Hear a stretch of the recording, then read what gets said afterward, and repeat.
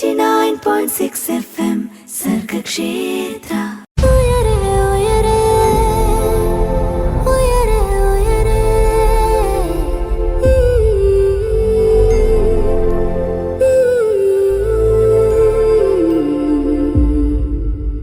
Sargakshetra 89.6 FM ഉയരെയാണ്. Welcome to Uyare. കൂടെയുള്ളത് ജോ ആണ്. പറക്കാൻ കൊതിക്കുന്നവർക്ക് ചിറകായി ഉയരെ. നമുക്ക് പല തരത്തിലുള്ള ജോലി സാധ്യതകൾ നമ്മുടെ മുന്നിലുണ്ട്. ഓരോന്നോരോന്നിനായി അന്വേഷിച്ചുകൊണ്ടിരിക്കുമ്പോൾ നമ്മുടെ ചുറ്റിലുള്ളത് ചിലത് നമ്മൾ കാണാതെ പോകരുത്. നമുക്കറിയാം മെഡിസിൻ വിഭാഗത്തിൽ തന്നെ അനവധി സാധ്യതകൾ നമ്മുടെ മുന്നിലുണ്ട് ജോലിക്കായിട്ട് അന്വേഷിക്കുമ്പോൾ. അതിലൊന്നാണ് ഹോമിയോപ്പതി എന്ന് പറയുന്നത്. അപ്പം ഈ ഒരു ഹോമിയോപ്പതി എത്രമാത്രം നമ്മുടെ ഒരു കരിയർ സംബന്ധിച്ച് നമ്മളെ സുരക്ഷിതമാക്കുന്നു, എന്താണ് ഇവിടെ പഠിക്കാനായിട്ടുള്ളത്, അറിയാനായിട്ടുള്ളത് തുടങ്ങിയ കാര്യങ്ങളൊക്കെ നമുക്ക് കേട്ടറിയാം ഇന്നത്തെ ഉയരയിലൂടെ. So once again welcome to Uyare. നമ്മുടെ കൂടെ ഒരു സ്പെഷ്യൽ ഗസ്റ്റ് കൂടെ ജോയിൻ ചെയ്തിട്ടുണ്ട് ഈ ഒരു ഫീൽഡിനെ കുറിച്ച് പറയാനായിട്ട്. ഞാൻ വെൽക്കം ചെയ്യുന്നു doctor Jomi John Joseph, consultant, Jacobs homeopathy clinic, Mamood. So doctor, welcome to the show.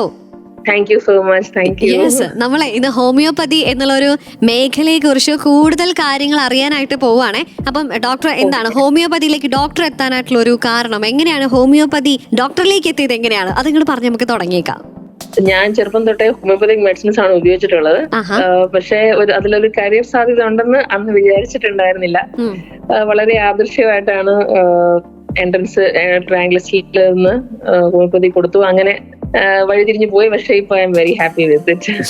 അങ്ങനെ രക്തത്തിൽ അലിഞ്ഞു ചേർന്നത് ഇപ്പം ജീവിതത്തിൽ അല്ലേ ഒരു പ്രൊഫഷനായി മാറി. അതെ, അൺഎക്സ്പെക്ടഡ് ആയിട്ട് അതൊരു പ്രൊഫഷനായി മാറി എന്ന് പറയുന്നതാണ്. ഇപ്പൊ ഹാപ്പി ആയിട്ടിരിക്കുന്നു. വളരെ ഹാപ്പി. യെസ്. ആൻഡ് നമ്മൾ ഈ ഹോമിയോപ്പതി എന്നൊക്കെ പറയുമ്പോൾ അല്ലെങ്കിൽ മറ്റ് മെഡിസിൻ വിഭാഗങ്ങളുണ്ടല്ലോ, അതിലെങ്ങനെയാണ് ഹോമിയോപ്പതി വ്യത്യസ്തമായി നിൽക്കുന്നത് തുടങ്ങിയ കാര്യങ്ങൾ എന്തായാലും ഞങ്ങൾക്ക് അറിയാനായിട്ടുണ്ട്. സോ അത് നമുക്ക് എന്തായാലും കേട്ടറിഞ്ഞാലോ. നോക്കിയോ, നമുക്ക് പാട്ടിന് ശേഷം ഹോമിയോപ്പതി മറ്റ് വിഭാഗങ്ങളിൽ നിന്ന് എങ്ങനെയാണ് വ്യത്യസ്തമാവുന്നത് എന്നുള്ള കാര്യങ്ങൾ കേട്ടറിയാം. ഉയരയിലൂടെ നമ്മൾ ഇന്ന് കേൾക്കാനായി പോകുന്നത് ഹോമിയോപ്പതിയുടെ കരിയർ സാധ്യതകൾ എന്തൊക്കെ, എന്താണ് അവിടെ പഠിക്കാനുള്ളത്, എങ്ങനെ വേണം പഠിക്കാൻ, ഏത് കോളേജിൽ വേണം പഠിക്കാൻ, എങ്ങനെയാണ് ഈ ഒരു ഫീൽഡിലേക്ക് നമ്മൾ എത്തപ്പെടേണ്ടത് തുടങ്ങിയ കാര്യങ്ങൾ വിശദമായിട്ട് നമ്മൾ കേൾക്കുന്നതായിരിക്കും തുടർന്നുള്ള 2 മണിക്കൂറിൽ. സോ കൂടെയുള്ളത് ജോ ആണ്. കേട്ടുകൊണ്ടിരിക്കുന്നത് സർഗക്ഷേത്ര 89.6 FM. കാതോരം കരുതലായി കാലത്തിനൊപ്പം. 89.6 FM സർഗക്ഷേത്ര.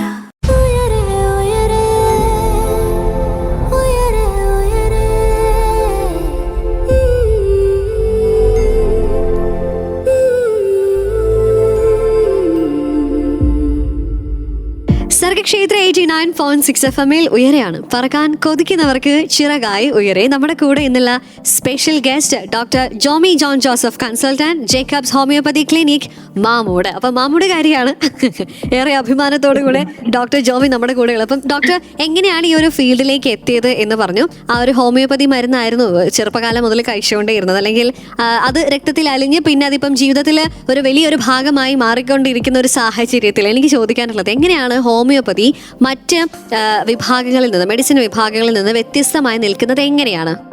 ഓക്കെ, അപ്പൊ ഹോമിയോപ്പതി നമുക്ക് നിലവിലുള്ള മറ്റ് സിസ്റ്റം ഓഫ് മെഡിസിൻസിൽ നിന്ന് വ്യത്യസ്തമാണ്. ഏറ്റവും ഇമ്പോർട്ടന്റ് ആയിട്ട് അതിന്റെ അടിസ്ഥാന തത്വം അല്ലെങ്കിൽ ഫണ്ടമെന്റൽ പ്രിൻസിപ്പിൾ ഓഫ് ആക്ഷൻ ആണ്. അത് നമ്മൾ പറയുന്നത് ലോ ഓഫ് സിമിലേഴ്സ് എന്നാണ് പറയുന്നത്. ലൈക്ക് ക്യൂർസ് ലൈക്ക് എന്നുള്ള അതിന്റെ കൺസെപ്റ്റ്. അപ്പം നമ്മൾ വളരെ സിമ്പിൾ ആയിട്ടുള്ള മലയാളത്തിൽ പറയുകയാണെങ്കിൽ, അതായത് നമ്മൾ ഒരാളിൽ എന്ത് രോഗലക്ഷണങ്ങളാണോ ഉള്ളത് അതേ സിംറ്റംസ് ഉണ്ടാക്കാൻ കഴിവുള്ള ഒരു സബ്സ്റ്റൻസ് അല്ലെങ്കിൽ അതായത് മെഡിസിൻ കൊടുത്ത് ആ രോഗത്തെ നമ്മൾ ട്രീറ്റ് ചെയ്ത് മാറ്റുന്നത് അല്ലെങ്കിൽ ഭേദമാക്കുന്നതാണ് ശരിക്കും ഈ ലൈക്യോസ് ലൈക്ക് കൊണ്ട് നമ്മൾ ഉദ്ദേശിക്കുന്നത്. പിന്നെ നമ്മൾ എല്ലാവരും കേട്ടിട്ടുള്ളത് പോലെ തന്നെ ഹോമിയോപ്പതി വളരെ സേഫ് ആണ്. ആസിൻ നമുക്ക് സൈഡ് എഫക്ട്സ് ഒന്നുമില്ല. ഈ സൈഡ് എഫക്ട്സ് ഇല്ലാതിരിക്കുന്നതിന്റെ ഒരു മെയിൻ കാരണം എന്ന് പറയുന്നത് നമ്മൾ ഉപയോഗിക്കുന്ന മെഡിസിനൽ ക്വാണ്ടിറ്റി എന്ന് പറയുന്നത് വളരെ നെഗ്ലിജിബിൾ ആണ്. അത് നമ്മൾ മറ്റ് മെഡിസിൻസ് ഉപയോഗിക്കുമ്പോൾ അവര് ക്രൂഡ് ഫിസിയോളജിക്കൽ ഫോമിലാണ് നമ്മൾ ഉപയോഗിക്കുക. ആ സമയം നമ്മൾ ഹോമിയോപ്പതിയിലേക്ക് വരുമ്പോഴത്തേക്ക് നമ്മൾ പൊട്ടൻറ്റൈസേഷൻ എന്ന് പറഞ്ഞൊരു പ്രോസസ്സ് ഉപയോഗിച്ച് വളരെ ഡൈല്യൂട്ട് ചെയ്താണ് നമ്മൾ മെഡിസിൻസ് കൊടുക്കുന്നത്. പിന്നെ ഒരു വ്യത്യാസം എന്ന് പറയുന്നത് നമ്മളൊരു ഇൻഡിവിജ്വലൈസേഷൻ എന്ന് പറഞ്ഞൊരു കൺസെപ്റ്റാണ് നമ്മൾ ഹോമിയോപ്പതിയിൽ ഫോളോ ചെയ്യുന്നത്. അതായത് നമ്മൾ പറയില്ലേ, രോഗത്തെ അല്ല രോഗിയാണ് നമ്മൾ ചികിത്സിക്കുന്നത്. അപ്പം ഓരോ നമ്മൾ അടുത്ത മുമ്പിൽ വരുന്ന ഒരു ഇൻഡിവിജ്വൽ ആയിട്ടുള്ള പേഷ്യന്റിന്റെയും അവരുടെ ഈ സിംറ്റംസ് മാത്രമല്ല അവരുടെ മറ്റ് ക്യാരക്ടറിസ്റ്റിക്സ് കൂടെ കൺസിഡർ ചെയ്താണ് നമ്മളിപ്പോൾ ഒരു മെഡിസിൻ സെലക്ട് ചെയ്യുക. അതാണ് ഈ മറ്റ് സിസ്റ്റംസിൽ നിന്ന് ഡെഫിനറ്റ്ലി ഇതിനെ വേർതിരിച്ച് നിർത്തുന്നത്. ഓക്കെ, അപ്പൊ എങ്ങനെയാണ് ഹോമിയോപ്പതി വ്യത്യസ്തമായി നിൽക്കുന്നത്, ഹോമിയോപ്പതി ഇത്ര വ്യത്യസ്തമായി നിൽക്കാൻ കാരണം എന്താണ് എന്നുള്ളത് നമ്മൾ ഇതേ കേട്ടറിഞ്ഞു. ഇനിയിപ്പം ഇതിലുള്ള കരിയർ സാധ്യതകൾ എന്തൊക്കെ, തുടർന്നുള്ള കാര്യങ്ങൾ തുടർന്നുള്ള നിമിഷങ്ങളിൽ നമ്മൾ കേൾക്കുന്നതായിരിക്കും. So keep on listening to Sargakshetra 89.6 FM. കാതോരം കരുതലായി കാലത്തിനൊപ്പം. കൂടെയുള്ളത് ജോ ആണ്. 89.6 FM സർഗക്ഷേത്ര.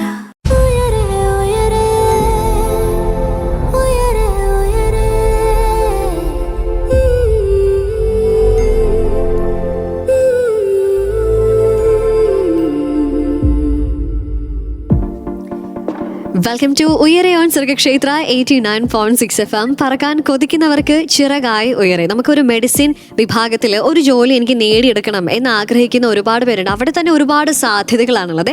ഈ സാധ്യതകളിൽ ഒന്നാണ് ഹോമിയോപ്പതി എന്ന മേഖല. ഈ ഒരു മേഖലയെക്കുറിച്ച് കൂടുതൽ വിശദ വിവരങ്ങൾ നമ്മൾ കേട്ടറിയുന്നു ഇന്നത്തെ ഉയരയിലൂടെ. നമുക്ക് കാര്യങ്ങൾ അറിയാനായി നമ്മളിലേക്ക് എത്തിക്കാനായിട്ട് നമ്മുടെ കൂടെ ഇന്ന് ജോയിൻ ചെയ്തിട്ടുള്ള special guest doctor Jomi John Joseph, consultant, Jacobs homeopathy clinic, Mamood. So doctor, നമ്മൾ ഹോമിയോപ്പതി മേഖലയെക്കുറിച്ച് കേട്ടു. എന്താണ് ഹോമിയോപ്പതി, മറ്റുള്ളവയിൽ നിന്ന് അതെങ്ങനെ വ്യത്യസ്തമായി നിൽക്കുന്നു തുടങ്ങിയ കാര്യങ്ങളൊക്കെ കേട്ട് കഴിഞ്ഞതിന് ശേഷം ഓക്കെ എന്നാൽ ഈ ഒരു മേഖലയിലേക്ക് എത്തിപ്പെടാം എന്ന് വിചാരിക്കുന്ന ഒരുപാട് ചിന്തകൾ ഇപ്പൊ ഇങ്ങനെ നമ്മളെ കേട്ടുകൊണ്ടിരിക്കുന്നുണ്ടായിരിക്കും. സോ അവരിലേക്ക് ഞാൻ ഒരു ചോദ്യം എത്തുകയാണ്. എങ്ങനെയാണ് അല്ലെങ്കിൽ എന്തൊക്കെയാണ് ഈ ഒരു ഹോമിയോപ്പതി എന്ന മേഖലയിലുള്ള കരിയർ സാധ്യതകൾ എന്ന് ചോദിക്കുകയാണെങ്കിൽ എന്തായിരിക്കും പറയാനുള്ളത്?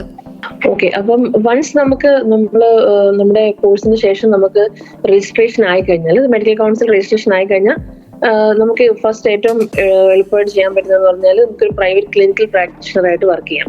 നമ്മൾ സ്വന്തമായിട്ട് ഒരു സ്ഥാപനം ഇടുവോ അല്ലെങ്കിൽ മറ്റു സ്ഥാപനങ്ങളിൽ നമുക്ക് പ്രാക്ടീഷണേഴ്സ് ആയിട്ട് വർക്ക് ചെയ്യാം.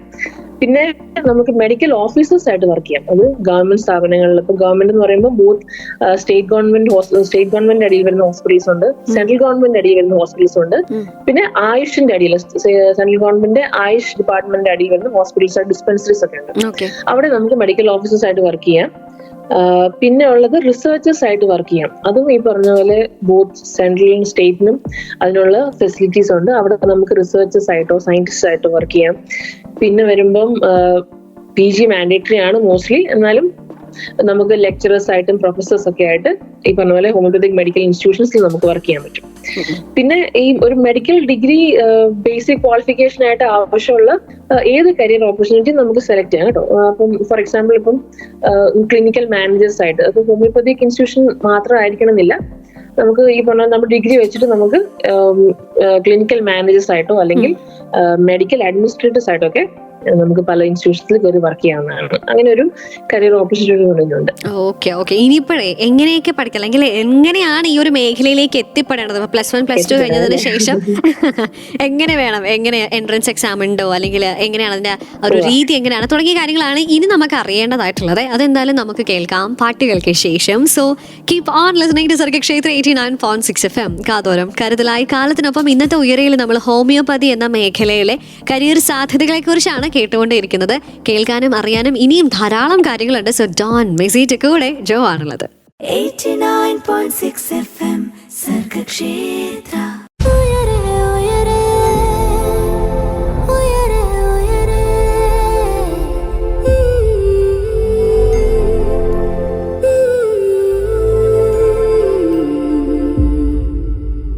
Welcome back to Uyare on Sargakshetra 89.6 FM. പറക്കാൻ കൊതിക്കുന്നവർക്ക് ചിറകായി ഉയരെ. കൂടെ ജോ ആണുള്ളത്. ഇന്ന് ഹോമിയോപ്പതി എന്ന മേഖലയിലേക്ക് പറക്കണം എന്ന് ആഗ്രഹിക്കുന്നവർ ശ്രദ്ധയോടുകൂടെ കേൾക്കണം. കാരണം നമ്മൾ ഹോമിയോപ്പതിയിലെ കരിയർ സാധ്യതകളെ കുറിച്ചാണ് കേട്ടുകൊണ്ടിരിക്കുന്നത്. നമ്മുടെ കൂടെ ഈ കാര്യങ്ങളൊക്കെ പറഞ്ഞു തരാനായി ജോയിൻ ചെയ്തിട്ടുള്ളത് doctor Jomi John Joseph, consultant, Jacobs homeopathy clinic, Mamood. Doctor, നമ്മൾ ഹോമിയോപ്പതി മേഖലയെക്കുറിച്ച് ഇങ്ങനെ ഓരോ താളിങ്ങനെ മറിച്ചുകൊണ്ടിരിക്കുമ്പോൾ ഇനി അറിയേണ്ടത് പ്രധാനപ്പെട്ട ടൈറ്റിൽ എന്ന് പറയുന്നത് എങ്ങനെ എവിടെ തുടങ്ങണം എന്നുള്ളൊരു കാര്യമാണ്. ഇപ്പൊ നമ്മൾ പറഞ്ഞു ഇതിലെ കരിയർ സാധ്യതകൾ ഒരുപാട് അനവധി സാധ്യതകൾ ഉണ്ട് എന്നുള്ള കാര്യം നമ്മൾ കേട്ടറിഞ്ഞു. സോ ഇനി അറിയേണ്ടത് എങ്ങനെയാണ് ഇതിലേക്ക് നമ്മൾ എത്തിപ്പെടേണ്ടത്? ഒരു ഫസ്റ്റ് പോയിന്റ്, ഒരു ഫസ്റ്റ് സ്റ്റെപ്പ് എവിടെ വെച്ചാണ് നമ്മൾ തുടങ്ങേണ്ടത്?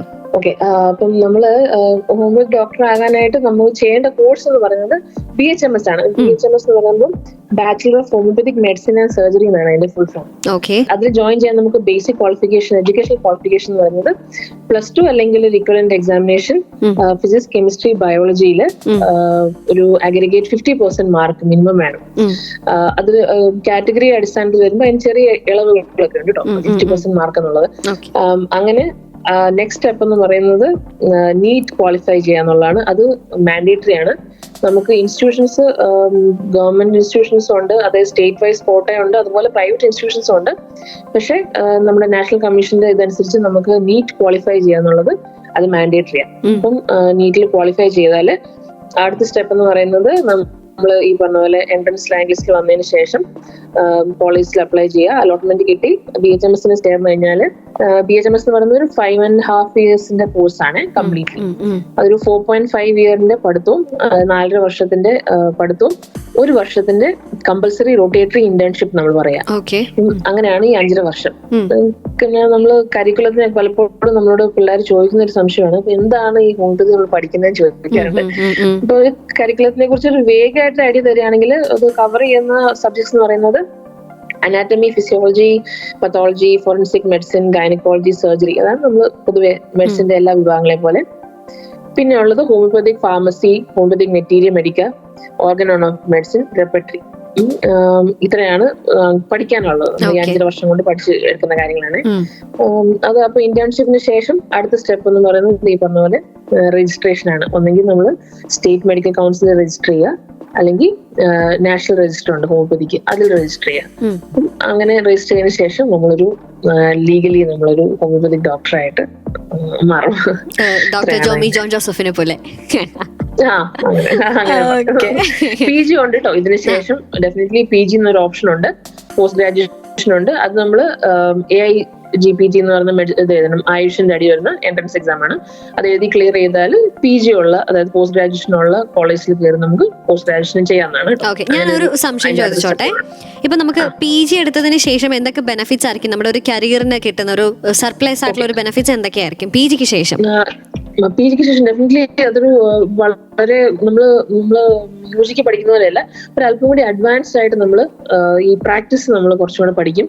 പിന്നെ ഏറ്റവും ഇമ്പോർട്ടന്റ് ആയിട്ടുള്ള പറഞ്ഞാൽ നമുക്ക് പോസ്റ്റ് ഗ്രാജുവേഷൻ വേണ്ട ജോലികൾ, ഇപ്പം ലെക്ചറേഴ്സ് ആയിട്ടോ അല്ലെങ്കിൽ പ്രൊഫസേഴ്സ് ആയിട്ടോ അല്ലെങ്കിൽ റിസർച്ചേഴ്സ് ആയിട്ടോ ഒക്കെ, സയന്റിസ്റ്റ് ആയിട്ടൊക്കെ കയറാൻ മിക്കപ്പോഴും മോസ്റ്റ്ലി ഈ പറഞ്ഞ പോലെ PG മാൻഡേറ്ററിയാ. അപ്പം അങ്ങനെ ഒരു കരിയറിലേക്ക് നമുക്ക് പോകണമെന്നുണ്ടെങ്കിൽ ഡെഫിനറ്റ്ലി PG ഇല്ലാതെ പറ്റത്തില്ല. അപ്പൊ PG അതിനും ആവശ്യമാണ്.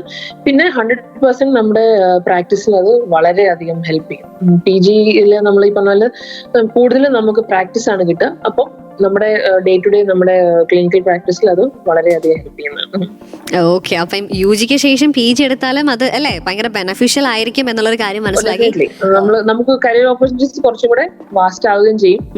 പിന്നെ നമുക്ക് പ്രാക്ടീസിനും അത് വളരെ ഹെൽപ്ഫുൾ ആകും. ഓക്കെ, അപ്പൊ എങ്ങനെയാണ് ഈ ഒരു ഹോമിയോപ്പതി കരിയർ മേഖലയെ നമുക്ക് സ്വന്തമാക്കാനായിട്ട് സാധിക്കുന്നത് എന്നുള്ള കാര്യങ്ങളാണ് നമ്മൾ ഇന്നത്തെ ഉയരയിലൂടെ നമ്മൾ കേട്ടുകൊണ്ടിരിക്കുന്നത്. എന്തൊക്കെയാണ് അവിടെ ഉള്ളത്, എന്തൊക്കെ നമ്മൾ അറിഞ്ഞിരിക്കണം തുടങ്ങിയ കാര്യങ്ങളൊക്കെ ഇനിയും നമുക്ക് കേൾക്കേണ്ടതായിട്ടുണ്ട്. കേൾക്കാം പാട്ടുകൾക്ക് ശേഷം. So keep on listening to Sargakshetra 89.6 FM. കാതോരം കരുതലായി കാലത്തിനൊപ്പം.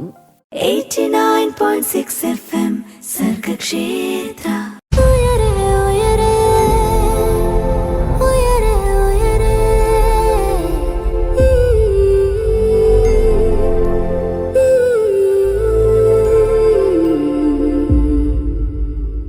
സർഗക്ഷേത്ര 89.6 FM-ൽ ഉയരെയാണ്. പറക്കാൻ കൊതിക്കുന്നവർക്ക് ചിറകായി ഉയരെ. ഇന്നത്തെ ഉയരയിൽ നമ്മൾ ഹോമിയോപ്പതി എന്ന ഒരു മെഡിസിൻ വിഭാഗത്തെക്കുറിച്ച് നമ്മൾ കേട്ടുകൊണ്ടേയിരിക്കുകയാണ്. എനിക്ക് തോന്നുന്നു ഹോമിയോപ്പതി മേഖലയിൽ ചികിത്സ സ്വീകരിക്കുന്ന ഒരുപാട് പേരുണ്ടായിരിക്കും. പക്ഷേ ഈ ഒരു കരിയറിലേക്ക് എങ്ങനെ എത്തിപ്പെടാം എന്ന് പലരും ഇപ്പോൾ ഇതിനെക്കുറിച്ച് അറിയുമ്പോഴായിരിക്കും ഓക്കെ ഇങ്ങനെ ചില സാധ്യതകൾ ഉണ്ടല്ലോ അല്ലേ, എന്നാൽ പിന്നെ അതൊന്ന് ട്രൈ ചെയ്താലോ അല്ലെങ്കിൽ അതിനെക്കുറിച്ചൊന്ന് കൂടുതലൊന്ന് അറിഞ്ഞാലോ എന്ന് ചിന്തിക്കുന്നുണ്ടെങ്കിൽ ആ ചിന്ത ഒന്ന് വിപുലീകരിക്കാനുള്ള സമയമാണ് ഇന്നത്തെ നമ്മുടെ ഉയരെ. നമ്മൾ ഇതുവരെ കേട്ടത് എങ്ങനെയാണ് ഹോമിയോപ്പതി മറ്റുള്ളവയിൽ നിന്ന് വ്യത്യസ്തമാകുന്നത്, എന്തൊക്കെ കരിയർ സാധ്യതകളാണ് ഇവിടെ ഉള്ളത്, അതുപോലെ തന്നെ എങ്ങനെ നമുക്ക് ഈ ഒരു മേഖലയിലേക്ക് എത്തിപ്പെടാം, അതായത് ഏതൊക്കെ പരീക്ഷകളാണ്, എന്തൊക്കെ കോഴ്സുകളാണ് തുടങ്ങിയ കാര്യങ്ങൾ കേട്ടു. ഇനി ഏത് കോളേജിൽ വേണം, കാരണം നമ്മൾ പഠിക്കാനായിട്ട് ഒരു കോഴ്സ് തിരഞ്ഞെടുക്കുന്നു, അതിനുശേഷം നമ്മൾ തിരഞ്ഞെടുക്കുന്ന കോളേജ് അതിലേറെ ഇമ്പോർട്ടൻ്റ് ആണ്. അപ്പം എന്തൊക്കെ കാര്യങ്ങൾ ശ്രദ്ധിക്കണം എന്ന് പറഞ്ഞു തരാനായി നമ്മുടെ കൂടെ ഒരു ഗസ്റ്റ് ജോയിൻ ചെയ്തിട്ടുണ്ട്. We have doctor Jomi John Joseph, consultant Jacobs homeopathy clinic Mamood. Doctor, എന്താണ് പറയാനുള്ളത്? ഇപ്പം ഒരു കോളേജ്, ഇപ്പം നമുക്ക് ഒരു അന്വേഷിക്കുമ്പോൾ ഒരുപാട് കോളേജസ് കാണും. അതിൽ നമ്മൾ നമ്മളൊന്ന് ചൂസ് ചെയ്യാവണം കോളേജിന്റെ കാര്യത്തിൽ. അതുണ്ടോ ഇതുണ്ടോ, ഇൻഫ്രാസ്ട്രക്ചർ എങ്ങനെയാണ് തുടങ്ങിയ കാര്യങ്ങൾ ഒക്കെ നമ്മൾ നോക്കണം. സോ എന്തൊക്കെ കാര്യങ്ങളാണ് ശ്രദ്ധിക്കേണ്ടത് ഈ ഒരു കോഴ്സിന് വേണ്ടിയിട്ട്? നമ്മൾ കോളേജ് സെലക്ട് ചെയ്യുമ്പോൾ ഇപ്പൊ നമുക്ക് ഒരുപാട് കോളേജസ് നമുക്ക് സെലക്ട് ചെയ്യാനായിട്ട് ഒത്തിരി കോളേജസ് ഉണ്ട് കേട്ടോ. വിതിൻ കേരള അതുപോലെ ഔട്ട്സൈഡ് കേരള ആണെങ്കിലും ഒത്തിരി കോളേജസ് ഉണ്ട്. അപ്പോൾ നമ്മൾ ഏറ്റവും ആദ്യം നമ്മൾ ശ്രദ്ധിക്കേണ്ട കാര്യം എന്ന് പറഞ്ഞത് ഇത് നാഷണൽ കമ്മീഷൻ ഫോർ ഹോമിയോപ്പതിയിൽ അക്രഡിറ്റേഷൻ ഉള്ള കോളേജ് ആണോ എന്നുള്ളത് നമ്മൾ മസ്റ്റായിട്ടും വെരിഫൈ ചെയ്യേണ്ട ഒരു കാര്യമാണ്. അടുത്തെന്ന് പറയുന്നത് ഏറ്റവും കൂടുതൽ പ്രയോറിറ്റി കൊടുക്കേണ്ടത് ക്ലിനിക്കൽ എക്സ്പോഷർ നമ്മൾ ആ കോളേജിൽ എന്തോരം ഉണ്ടെന്നുള്ള. അപ്പൊ അതറിയാൻ നമ്മൾ ശരിക്കും നോക്കേണ്ടത് എന്താണെന്ന് വെച്ചാൽ OP പേഷ്യൻസിന്റെയും IP പേഷ്യൻസിന്റെയും വോളിയം അത് എത്രത്തോളം ഉള്ള കോളേജാണോ നമ്മൾ അത്രയധികം അതിനെ പ്രയോറിറ്റൈസ് ചെയ്യുക. അതാണ് ഏറ്റവും വളരെ ഇമ്പോർട്ടൻറ്റ്. നമുക്ക് എൻഡ് ഓഫ് ദി ഡേ നമുക്ക് ക്ലിനിക്കൽ എക്സ്പീരിയൻസ് അല്ലെങ്കിൽ എക്സ്പോഷർ എന്ന് പറയുന്നതാണ് നമ്മുടെ കരിയറിൽ നമുക്ക് ഏറ്റവും ഇമ്പോർട്ടന്റ് ആയിട്ട് വേണ്ടത്. പിന്നെ എന്ന് പറയുന്നത് ഈ പറഞ്ഞ പോലെ നല്ല ഫാക്കൽറ്റി ആയിരിക്കണം, എക്സ്പീരിയൻസ്ഡ് ആയിട്ടുള്ള ഫാക്കൽറ്റി ഉണ്ടോ എന്ന് നോക്കുക. ഇൻഫ്രാസ്ട്രക്ചർ അതുപോലെ തന്നെ വളരെ ഇമ്പോർട്ടന്റ് ആണ്. ഈ പറയുന്ന എല്ലാ ഡിപ്പാർട്ട്മെന്റ്സും ഫുൾ ഫ്ലെജ്ഡ് ആയിട്ട് വർക്ക് ചെയ്യുന്നുണ്ടോ എന്ന് നമ്മൾ നിർബന്ധമായിട്ട് അന്വേഷിക്കണം. നമുക്ക് ലാബ് ആവശ്യമുള്ള ഒത്തിരി ഡിപ്പാർട്ട്മെന്റ്സ് ഉണ്ട്. അപ്പം ആ ലാബ് അസോസിയേറ്റ് ചെയ്ത് വരുന്ന എല്ലാ ഡിപ്പാർട്ട്മെന്റ്സിലെയും ലാബ് വെൽ എക്വിപ്ഡ് ആണോ എന്നുള്ളത് നമ്മൾ ഈ പറഞ്ഞ പോലെ നിർബന്ധമായിട്ട് നമ്മൾ അന്വേഷിക്കുകയും നോക്കുകയും ചെയ്യേണ്ട ഒരു കാര്യമാണ്. പിന്നെ ഇതാണ് ഇത്രയും കാര്യങ്ങളാണ് നമ്മൾ മെയിൻ ആയിട്ട് നമ്മൾ ശ്രദ്ധിക്കണം. പിന്നെ മറ്റു കാര്യങ്ങൾ നമ്മുടെ ഇപ്പം പ്രൈവറ്റ് ഇൻസ്റ്റിറ്റ്യൂഷൻസിലൊക്കെ ആകുമ്പോൾ മേ ബി അല്പം കൂടി മോണിറ്ററി അത് കുറച്ചുകൂടെ കൂടുതലായിരിക്കും. ഗവൺമെന്റ് ഇൻസ്റ്റിറ്റ്യൂഷനിലാകുമ്പോൾ നമുക്ക് അത്രയും അത്രയും ചെലവില്ലാന്ന് വിചാരിച്ചോളൂ. പിന്നെ ബാക്കി ഈ പറഞ്ഞ പോലെ സ്കോളർഷിപ്സും കാര്യങ്ങളൊക്കെ അത് from college to college differ ചെയ്യും. ബാക്കി ഞാൻ ആദ്യം പറഞ്ഞ കാര്യമാണ് നമ്മൾ കോളേജ് ചൂസ് ചെയ്യുമ്പോൾ നമ്മൾ ഏറ്റവും നിർബന്ധമായിട്ട് ശ്രദ്ധിക്കേണ്ട കാര്യങ്ങൾ. ഓക്കെ, ഇതിനകത്ത് ഇന്റേൺഷിപ്പിന്റെ ഇമ്പോർട്ടൻസ് എത്രമാത്രമാണ് ഡോക്ടർ? നമ്മൾ മുമ്പേ ഡോക്ടർ പറഞ്ഞു 4.5 years ഓഫ് പഠനം എന്ന് പറയുന്നത് നമ്മളിപ്പം പഠിക്കുന്നു, അതിനുശേഷം ഈ ഒരു ഇന്റേൺഷിപ്പ് അത് ഇമ്പോർട്ടന്റ് ആണ്, ഒരു പ്രാക്ടിക്കൽ. അപ്പം ഇന്റേൺഷിപ്പിന് വേണ്ടി നമ്മൾ അല്ലെങ്കിൽ ഒരു കോളേജ് തിരഞ്ഞെടുക്കുമ്പോൾ ഇന്റേൺഷിപ്പുമായിട്ട് ഒന്ന് നോക്കുമ്പോൾ എന്തൊക്കെ കാര്യങ്ങൾ നമ്മൾ ആദ്യമായിട്ട് ശ്രദ്ധിക്കേണ്ടതായിട്ടുണ്ട്? ഓക്കെ, ഈ കമ്പൽസറി റൊട്ടേറ്ററി ഇന്റേൺഷിപ്പ് എന്ന് പറഞ്ഞാൽ ഒന്നാമത് മാൻഡേറ്ററി ആണ്.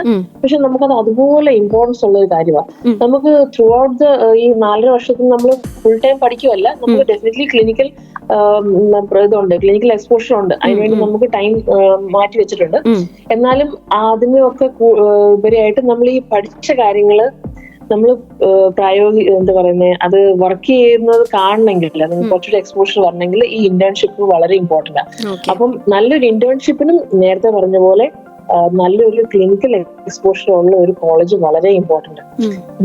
ഞാൻ പഠിച്ചത് ഇവിടെ കൊച്ചി ഹോമിയോപ്പതി മെഡിക്കൽ കോളേജിലാണ്. ഒരു 3 ഹോസ്പിറ്റൽസ് നമുക്ക് അസോസിയേറ്റ് ആയിട്ടുണ്ട്. അപ്പം ഈ 3 ഹോസ്പിറ്റൽസിലെയും OP പേഷ്യൻസിനെയും IP പേഷ്യൻസിനെയും നമ്മൾ കാണുന്നുണ്ട്. അപ്പൊ അത് നമ്മുടെ കരിയറിൽ അത് ഭയങ്കരമായിട്ട് നമ്മളെ സഹായിക്കുന്ന ഒരു കാര്യമാണ്. അപ്പൊ ഇന്റേൺഷിപ്പ് ഈ പറഞ്ഞാൽ വളരെ ഇമ്പോർട്ടന്റ് ആണ്. ചോദിച്ചത് വളരെ കറക്റ്റ് ആയിട്ടുള്ള ഒരു ചോദ്യമാണ്. അപ്പം ഇന്റേൺഷിപ്പിന് ഇമ്പോർട്ടൻസ് കൊടുക്കുകയും അതിന് റിസോഴ്സസ് ഉള്ള കോളേജ് തിരഞ്ഞെടുക്കുക എന്ന് പറയുന്നത് വളരെ വളരെ ഇമ്പോർട്ടന്റ് ആയിട്ടുള്ള കാര്യമാണ്. ഓക്കെ ഓക്കെ, അപ്പൊ എന്തായാലും ഒരു കോളേജ് പഠിക്കാനായിട്ട് തിരഞ്ഞെടുക്കുമ്പോൾ എന്തൊക്കെ കാര്യങ്ങൾ ശ്രദ്ധിക്കണം? എസ്പെഷ്യലി ഹോമിയോപ്പതി എന്നുള്ളൊരു കരിയർ മേഖലയിലേക്ക് നമ്മൾ ലക്ഷ്യം വെക്കുമ്പോൾ ശ്രദ്ധിക്കേണ്ട കാര്യങ്ങൾ എന്തൊക്കെ എന്നുള്ളത് നമ്മൾ കേൾക്കുന്നു. ഇവിടം കൊണ്ട് കഴിയുന്നില്ല നമ്മുടെ അറിവുകൾ സമ്പാദിക്കേണ്ടത്. ഇനിയും ചില കാര്യങ്ങളൊക്കെ നമുക്ക് കേൾക്കേണ്ടതായിട്ടുണ്ട്. കേൾക്കാം പാട്ടുകൾക്ക് ശേഷം ഉയരയിലൂടെ. So keep on listening to Sargakshetra 89.6 FM. കൂടെയുള്ളത് RJ ജോ ആണ്. 89.6 FM സർഗക്ഷേത്ര.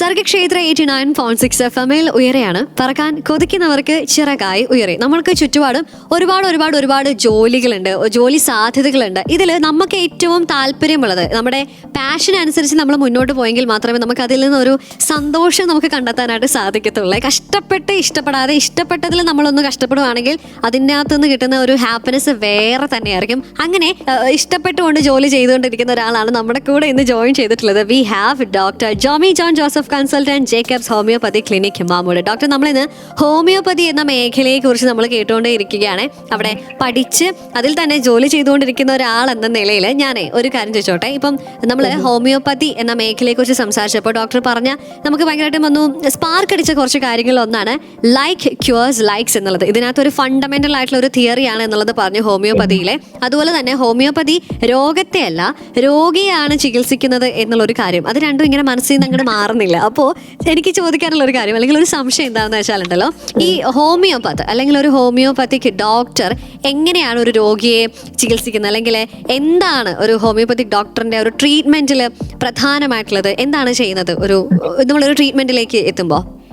ഓക്കെ, നമ്മൾ ഈ പറഞ്ഞ പോലെ തന്നെ രോഗത്തെ അല്ല രോഗിയാണ് ചികിത്സ. അതുകൊണ്ട് തന്നെ ഒരു ഹോമിയോപ്പത്തിക് ഡോക്ടറിന്റെ പ്രൈമറി ഫോക്കസ് എന്ന് പറയുന്നത് എപ്പോഴും ആ പേഷ്യന്റ് എന്ന് പറയുമ്പോൾ ആ പേഷ്യന്റിന്റെ ഫിസിക്കൽ മാത്രമല്ല ആ രോഗിയുടെ physical, mental and social wellbeing ആണ് എപ്പോഴും നമ്മുടെ ഫോക്കസ് എന്ന് പറയുന്നത്.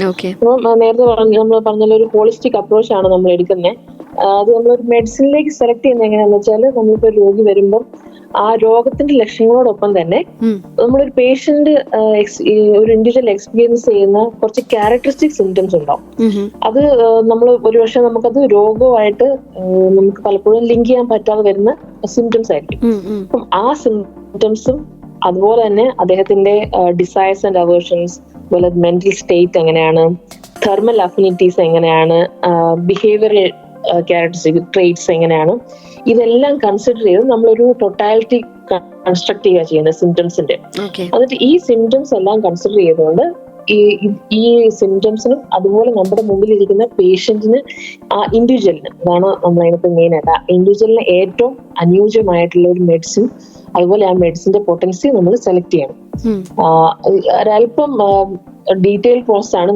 നമ്മൾ മറ്റ് സിസ്റ്റംസിനെ അപേക്ഷിച്ച് നമുക്ക് ഹോമിയോപ്പത്തിക് കേസ് ടേക്കിംഗ് പറഞ്ഞ ഒരു അല്പം കൂടി ഡീറ്റെയിൽ ആയിട്ട്, പലപ്പോഴും ഇപ്പം അത് ചോദിച്ചതാണ് എന്നറിയോ, പേഷ്യൻസ് നമ്മളോട് ചോദിക്കാറുണ്ട്, ഡോക്ടറെ ഞാനൊരു കയ്യിലൊരു ഇപ്പം അല്ലെങ്കിൽ നമ്മുടെ സ്കിന്നിലൊരു ചെറിയ അലർജി ആയിട്ട് വന്നതാണ്, എന്തുകൊണ്ടാണ് എന്റെ ബിഹേവിയറൽ ക്യാരക്ടറിസ്റ്റിക്സിനെ കുറിച്ച് ചോദിക്കുന്നത്, അല്ലെങ്കിൽ എന്തുകൊണ്ടാണ് എന്റെ മെന്റൽ സ്റ്റേറ്റിനെ കുറിച്ച് എന്തുകൊണ്ടാണ് ഡോക്ടർ എൻക്വയറി ചെയ്യുന്നത് പലപ്പോഴും ചോദിക്കാറുണ്ട്. അതുകൊണ്ടാണ് ബിക്കോസ് ഹോമിയോപ്പതിയെ സംബന്ധിച്ചിടത്തോളം ഒരാളുടെ ഈ പറഞ്ഞ പോലെ ഒരു മെന്റൽ സ്റ്റേറ്റ് അല്ലെങ്കിൽ അദ്ദേഹത്തിന്റെ ഇങ്ങനത്തെ മെന്റൽ ക്യാരക്ടറിസ്റ്റിക്സും ഡിസയേഴ്സ് ആൻഡ് അവേർഷൻസും അഫിനിറ്റീസിനും നമുക്ക് വളരെയധികം ഇമ്പോർട്ടൻസ് ഉണ്ട്. അതാണ് ഏറ്റവും ഇമ്പോർട്ടന്റ് ആയിട്ട് കൺസിഡർ ചെയ്ത് നമ്മൾ മെഡിസിൻ കൊടുക്കുന്നത്. ഓക്കെ, അതുകൊണ്ടാണ് പറയുന്നത് രോഗത്തെ അല്ല രോഗിയാണ് നമ്മളിവിടെ ചികിത്സിക്കുന്നത് എന്നുള്ളത്. ഓക്കെ, അപ്പൊ എന്തായാലും ഹോമിയോപ്പതി എന്നുള്ള മേഖലയെ കുറിച്ച് ഇങ്ങനെ കേട്ടോണ്ടിരിക്കുമ്പോൾ ഞാനേ വളരെ പേഴ്സണൽ ആയിട്ടുള്ള ഒരു കാര്യം ചോദിച്ചോട്ടെ. ഇപ്പം ഇങ്ങനത്തെ കുറെ ചോദ്യങ്ങൾ ഇങ്ങനെ കേൾക്കുന്നുണ്ടല്ലോ ഇപ്പം ട്രീറ്റ്മെന്റിന്റെ ഭാഗമായിട്ട്. അതിൽ ഡോക്ടറിന് ഇപ്പോഴും ഓക്കെ ഓർത്ത് നിൽക്കുന്ന ഒരു ചികിത്സ ഏതായിരിക്കും ഹോമിയോപ്പതിയിലൂടെ? അല്ലെങ്കിൽ നമുക്ക് കുറെ പേർക്ക് സംശയമുണ്ട്, സ്റ്റിൽ ഇത് അലർജിക് ആണോ അല്ലെങ്കിൽ പറ്റുമോ എന്നുള്ള സംശയങ്ങൾ സ്റ്റിൽ നിലനിൽക്കുന്നുണ്ട്. അപ്പം അതിൽ നിന്ന് വന്ന് ഇത് ക്യൂർ ആയതിനു ശേഷം okay thank you so much എന്ന് പറഞ്ഞതിൽ ഡോക്ടറിന് ഏറ്റവും കൂടുതൽ ഇന്ന് മനസ്സിൽ ഓർത്ത് നിൽക്കുന്ന ഒരു സിറ്റുവേഷൻ, ഒരു ഇൻസിഡന്റ് ചോദിക്കുവാണെങ്കിൽ എന്തായിരിക്കും മനസ്സിലേക്ക് ആദ്യം ഓടിയെത്തുന്നത്? ഞാൻ ആദ്യം പ്രാക്ടീസ് സമയത്ത് നമുക്ക് വളരെ ഇൻസ്പയറിംഗ് ആയിട്ടുള്ള ഒരു കാര്യമാണ്. നമ്മൾ പ്രാക്ടീസ് തുടങ്ങുമ്പോൾ നമുക്ക് അതിൻ്റെതായിട്ടുള്ള കുറച്ചൊരു പേടിയും കാര്യങ്ങളൊക്കെ ഉണ്ടല്ലോ. നമുക്ക് കാര്യം അറിയാമെങ്കിലും നമുക്കൊരു ഭയം. അപ്പൊ പക്ഷെ അങ്ങനെ ഇരിക്കുമ്പോ ഒരു കൊച്ചുകുട്ടിയാ, ഒരു 10 വയസ്സുള്ള ഒരു കുഞ്ഞിനെ കൊണ്ട് വന്നിട്ട് ഇതുപോലെ സ്കിന്നാണ്, ഡെർമറ്റൈറ്റിസ്, എന്താ പറയുക, അലർജി അറ്റോപിക് ഡെർമറ്റൈറ്റിസ് ആണ്. അപ്പം അതുകൊണ്ട് വന്നിട്ട് ഒത്തിരി സ്ഥലം നമുക്ക് മിക്കപ്പോഴും നമുക്ക് കിട്ടുന്ന പേഷ്യൻസ് എന്ന് പറയുന്നത് ഒരുപാട് സ്ഥലത്ത് പോയിട്ട് മറ്റ് സിസ്റ്റംസ് ഒക്കെ ട്രൈ ചെയ്തിട്ട് നടക്കാതെ വരുമ്പം ആണ് മിക്കപ്പോഴും അവർ വരിക. അപ്പം ഈ പേഷ്യന്റിന്റെ പേരൻസ്, അതായത് ഗ്രാൻഡ് മദർ ആണ് എന്റെ അടുത്തേക്ക് കൊണ്ടുവരുന്നത്. പേരൻസിന് രണ്ടുപേർക്കും ഒരു വിശ്വാസമില്ല, അതായത് അവർ പറയുന്നത് അത് നടക്കില്ല, യൂസ്ലെസ് ആണ്, ഞങ്ങൾ ഇത്ര സ്ഥലത്ത് പോയില്ലേ, ഇനിയിപ്പോ ഒരു ഹോമിയോ കൊടുത്താൽ എന്തായാലും ഇത് മാറില്ല എന്ന് പറഞ്ഞാണ് അവർ വരുന്നത്. ബട്ട് വൺസ് അത് ക്യൂർ ആയി കഴിഞ്ഞപ്പോ ഉണ്ടല്ലോ, നമുക്ക് ശരിക്കും പറഞ്ഞാല് ഈ കൊണ്ടുവന്ന ഗ്രാൻഡ് മദറിനേക്കാളും ഈ സിസ്റ്റത്തിലേക്ക് അട്രാക്ട് ആയത് ആ പേരൻസ് ആണ്. അപ്പൊ അതിനുശേഷം പിന്നെ അവർക്കറിയാവുന്ന എന്ത് അസുഖം അല്ലെങ്കിൽ എന്ത് ഡിസീസ് ആണല്ലോ അവർ നമുക്ക് റെഫർ ചെയ്യും. അതുവരെ അവർക്ക് ഹോമിയോപ്പതിയിൽ ഒരു വിശ്വാസം ഉണ്ടായിരുന്ന ആൾക്കാരല്ല. പക്ഷെ വൺസ് അതിന്റെ എഫക്ട് കണ്ടു കഴിയുമ്പോഴാണ് പലപ്പോഴും ആൾക്കാർക്ക് അത് ഓക്കെ ഇങ്ങനെയാണ് ഇത്രയൊക്കെ, അതായത് അവർ പറയുന്നത് ദീസ് തിങ്സ് ഇത് ഹോമിയോപ്പതി ക്യൂർ ഉണ്ടായിരുന്നോ എന്നാണ് പലപ്പോഴും ചോദിക്കുന്നത്. അപ്പൊ എല്ലാത്തിലും ഹോമിയോപ്പതിയിൽ ക്യൂർ ഉണ്ട്. അതെ അതെ, അവിടെ എന്തിനും ഒരു പരിഹാരമുണ്ട്. ഞാൻ ഇതിനോടൊപ്പം തന്നെ ഞാൻ മുമ്പേ ഈ ഒരു ചോദ്യം ചോദിച്ചപ്പോൾ തന്നെ ഞാൻ ആഡ് ചെയ്തൊരു കാര്യമാണ്, ആളുകൾക്ക് ഹിസ്റ്ററിയിൽ ഒരു കൺഫ്യൂഷൻ ഉണ്ട് എന്നുള്ള കാര്യം. അപ്പം ഈ ഹോമിയോപ്പതിനെ കുറിച്ചുള്ള ആളുകളുടെ ഒരു തെറ്റിദ്ധാരണകൾ എന്തൊക്കെയായിരിക്കും? ഈ ഒരു ഫീൽഡിൽ നിൽക്കുന്ന ഒരാൾ ഇത് മാറണം കേട്ടോ, നിങ്ങൾ സമൂഹത്തിൽ ഉള്ള ആളുകൾ ഈ ഒരു ചിന്താഗതി മാറണം എന്ന് ഡോക്ടറിന് തോന്നിയിട്ടുള്ള ഒരു കാര്യങ്ങൾ ഏതൊക്കെയായിരിക്കും? എനിക്ക് തോന്നാനുള്ള പലപ്പോഴും ആൾക്കാർ ഇതിനെക്കുറിച്ച് ശരിക്കും പഠിക്കാതെയോ അല്ലെങ്കിൽ ശരിക്കുള്ള അവയർനെസ് ഇല്ലാതെയാണ് പലപ്പോഴും ഇതിനെക്കുറിച്ച് വിമർശനം നടത്തുന്നത്. ഐ ബിലീവ്, അതായത് ഒരിക്കലെങ്കിലും ഹോമിയോപ്പതിയെ കുറിച്ച് അല്ലെങ്കിൽ അതിന്റെ ഒത്തന്റിക് ആയിട്ടുള്ള ബുക്സ് എന്തെങ്കിലും ലിറ്ററേച്ചർ എന്തെങ്കിലും വായിച്ചിട്ടുള്ള ഒരാള് അല്ലെങ്കിൽ അത് മനസ്സിലാക്കിയിട്ടുള്ള ഒരാൾ ഒരിക്കലും ഓപ്പൺ ആയിട്ട് അല്ലെങ്കിൽ ഇങ്ങനെ നിശ്ചിതമായിട്ട് വിമർശിക്കാനുള്ള സാധ്യത വളരെ കുറവാണ്. പിന്നെ ഞാനെപ്പോഴും പറയും, ട്രൈ ചെയ്യുക. നമുക്കറിയാലോ സൈഡ് എഫക്ട്സ് ഇല്ലാത്ത ഒരു സിസ്റ്റമാണ്. എന്തുകൊണ്ട് നിങ്ങൾ ഒരു വൈ ഡോണ്ട് യു ട്രൈ, ഒരു ട്രൈ കൊടുക്കുക. നമുക്കറിയാൻ പറ്റുമല്ലോ, ഈ പറഞ്ഞ പോലെ ഒരിക്കലും മാറില്ല എന്ന് പറഞ്ഞാണ് പലരും നമ്മുടെ അടുത്തേക്ക് വരുന്നത്. പക്ഷെ വൺസ് അവർ അതിന്റെ എഫക്ട് കണ്ടു കഴിയുമ്പോൾ അവര് വിശ്വസിക്കുക, അല്ലെങ്കിൽ അവര് okay ready to try again, ഒന്നുകൂടെ വേറെ എന്തെങ്കിലും അസുഖം വരുമ്പോൾ കൂടി. പിന്നെ ഞാൻ പറഞ്ഞില്ലേ, അവയർനെസ് ഇല്ലായ്മയാണ്. പിന്നെ വളരെ യങ് ആയിട്ടുള്ള ഒരു സിസ്റ്റമാണ്. ഒത്തിരി ഗ്രോത്തിനുള്ള പോസിബിലിറ്റി ഉണ്ട്. ഒരുപാട് കാര്യങ്ങൾ ഇനിയും എന്താ പറയുന്നത് പഠിക്കേണ്ടതായിട്ടുണ്ട്. അതിൻ്റെതായിട്ടുള്ള പ്രശ്നങ്ങളും ഉണ്ടെന്ന് വിചാരിച്ചോളൂ. Okay okay. അപ്പൊ എന്തായാലും ആ ഒരു കരിയർ മേഖലയെ കുറിച്ച് അല്ലെങ്കിൽ ആ ഒരു മേഖലയെ കുറിച്ച് തന്നെ നമ്മളിങ്ങനെ കേട്ടുകൊണ്ടേയിരിക്കുകയാണ്. ഹോമിയോപ്പതി എന്ന മേഖലയെ കുറിച്ച് കൂടുതൽ കാര്യങ്ങൾ അറിഞ്ഞുകൊണ്ടേയിരിക്കുകയാണ് ഇന്നത്തെ ഉയരയിലൂടെ. സോ ഇപ്പൊ ഡോക്ടർ പറഞ്ഞ ഒരു എൻഡ് നോട്ടിൽ തന്നെ ഞാനും അങ്ങോട്ട് അവസാനിപ്പിക്കുകയാണ്. അതായത് ഈ ഒരു മേഖലയെ കുറിച്ച് അറിഞ്ഞെങ്കിൽ മാത്രമേ നമുക്ക് അതിനെ വിമർശിക്കാതിരിക്കാനായിട്ട് പറ്റത്തുള്ളൂ. ഈ ഒരു മേഖലയെ കുറിച്ച് അറിഞ്ഞെങ്കിൽ മാത്രമേ ഇതിൽ എന്തൊക്കെ സാധ്യതകളുണ്ട് എന്നുള്ളത് നമുക്ക് അറിയാനായിട്ട് പറ്റത്തുള്ളൂ. അപ്പൊ എന്തായാലും ആ സാധ്യതകളെ കുറിച്ചാണ് ഇന്ന് ഉയരയിലൂടെ നമ്മൾ കേട്ടുകൊണ്ടിരിക്കുന്നത്. അപ്പൊ എന്തായാലും പാട്ടുകൾ വരുന്നുണ്ട്. പാട്ടുകൾക്ക് ശേഷം ഇനി ഹോമിയോപ്പതിയുടെ ഗ്ലോബൽ സാധ്യതകൾ എന്തൊക്കെയാണ് എന്നുള്ളത് നമുക്ക് കേട്ടറിയാം. So keep on listening to Sargakshetra 89.6 FM. കാതോരം കരുതലായി കാലത്തിനൊപ്പം. 89.6 FM സർഗക്ഷേത്ര.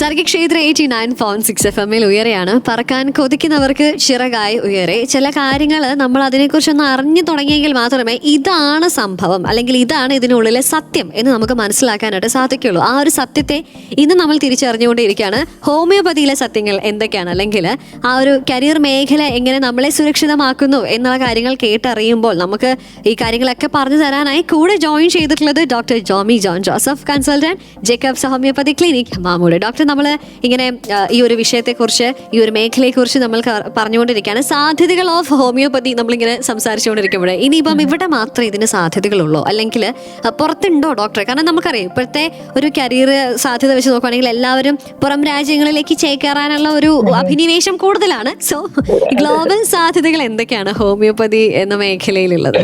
ഡെഫിനറ്റ്ലി ഇപ്പം പറഞ്ഞ പോലെ ഗ്ലോബൽ, ഇതൊരു മെഡിക്കൽ ഫീൽഡിൽ തന്നെ ആയതുകൊണ്ട് ഗ്ലോബൽ പ്രോസ്പെക്ട്സ് വളരെ കൂടുതലാണ്. അത് ഗ്രോയിങ് ആണ്. ഇപ്പോൾ ഉള്ളത് മാത്രമല്ല, വളരെ വളർന്നുകൊണ്ടിരിക്കുന്ന ഒരു കരിയറും കൂടെയാണ്. ഇപ്പം നമ്മളിപ്പം പറയാനാണെങ്കിൽ നമ്മൾ UK, UAE, കാനഡ, ഓസ്ട്രേലിയ പോലുള്ള രാജ്യങ്ങളിൽ അവരിപ്പം ഈ കൺവെൻഷണൽ മെഡിസിനോട് കൂടെ തന്നെ കോംപ്ലിമെന്ററി ആൻഡ് ഓൾട്ടർനേറ്റീവ് മെഡിസിൻ എന്ന് പറഞ്ഞ് അതും കൂടെ ഇന്റഗ്രേറ്റ് ചെയ്ത് ഇപ്പോൾ അവർ കൊണ്ടുപോകുന്നുണ്ട്.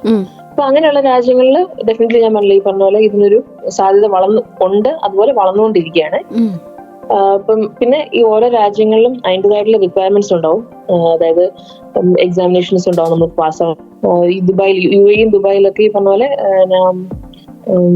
റെഗുലർ ആയിട്ട് അവര് മിനിസ്ട്രി ഓഫ് ഹെൽത്തിന്റെ എക്സാമിനേഷൻസ് നടത്താറുണ്ട്. അപ്പൊ നമ്മൾ അത് എഴുതി അത് പാസ്സായിരിക്കുകയാണെങ്കിൽ ഈ പറഞ്ഞ പോലെ അവിടെ വേക്കൻസീസ് വരും വിളിക്കുമ്പോൾ നമുക്ക് കയറാം. അപ്പം അങ്ങനെ സാധ്യതകളുണ്ട്. പിന്നെ ഈ പറഞ്ഞ പോലെ നമ്മൾ മറ്റു യൂറോപ്യൻ രാജ്യങ്ങളിലേക്ക് പോവുകയാണെങ്കിൽ ഈ നമ്മുടെ BHMSനോടൊപ്പം നമ്മൾ വളരെ ഷോർട്ട് ടേം ആയിട്ടുള്ള ചെറിയ കോഴ്സുകളൊപ്പം ഒരു 3 or 4 months ഡ്യൂറേഷൻ വരുന്ന ചില കോഴ്സുകളൊക്കെ എടുത്തു കഴിഞ്ഞാൽ നമുക്ക് ഈ പറഞ്ഞ പോലെ മെഡിക്കൽ കോഡിങ് ജോലി സാധ്യതയുണ്ട്. ലൈഫ് സ്റ്റൈൽ കോച്ചസ് ആയിട്ടും വെൽനസ് കോച്ചസ് ആയിട്ടും ഒക്കെ കയറാം. ന്യൂട്രീഷനിസ്റ്റ് ആയിട്ട് കയറാൻ പറ്റുന്നുണ്ട്. പിന്നെ ഇപ്പൊ എല്ലാം ഡിജിറ്റൽ ലോകമല്ലേ.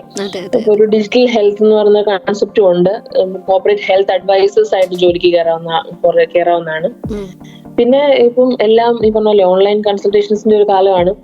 അതുകൊണ്ട് തന്നെ നമുക്ക് എക്സ്പീരിയൻസും നമുക്ക് കഴിവും നോളജും ഒക്കെ ഉണ്ടെങ്കിൽ നമ്മൾ ലോകത്തിന്റെ ഏത് മൂലയ്ക്കിരുന്നും വേറൊരു സൈഡിലിരിക്കുന്ന ആൾക്കാർക്ക് നമ്മൾ കൺസൾട്ടേഷൻ കൊടുക്കും. അതുപോലെ മെഡിസിൻസ് എത്തിച്ചു കൊടുക്കാനായിട്ടും അതിന് മാർഗമുണ്ട്. അതാണ് മെയിൻ ആയിട്ടും പുറത്തേക്ക്. പിന്നെ പറഞ്ഞാൽ നമ്മള് മറ്റു കോഴ്സുകൾ നമ്മൾ എടുത്തു കഴിഞ്ഞാൽ ഒരുപാട് കരിയർ ഓപ്പർച്യൂണിറ്റീസ് പുറത്തുണ്ട്, വെളിയിലുണ്ട്. ഡെഫിനറ്റ്ലി ക്ലിനിക്കൽ പ്രാക്ടീസ് ഉണ്ട്, ഇല്ലെന്നല്ല. അതോടൊപ്പമാണ് ഈ പറഞ്ഞ മറ്റു കാര്യം. ഓക്കെ, അപ്പൊ എന്തായാലും ഗ്ലോബൽ സാധ്യതകൾ എന്തൊക്കെ എന്നുള്ളത് നമ്മളങ്ങനെ ഈ ഒരു കരിയറിൽ ഇവിടം കൊണ്ട് മാത്രം അവസാനിക്കുന്നില്ല, ഇനിയും ഇതിനൊരു ഫ്യൂച്ചർ ഉണ്ട് എന്നുള്ള ഒരു കാര്യം കൂടെ കേട്ട് മനസ്സിലാക്കിക്കൊണ്ട് ഇനി പാട്ടുകളാണ്. ഇത് ഉയരെയാണ്. സർഗക്ഷേത്ര 89.6 FM കൂടെ ജോ ആണ്. 89.6 FM സർഗക്ഷേത്ര.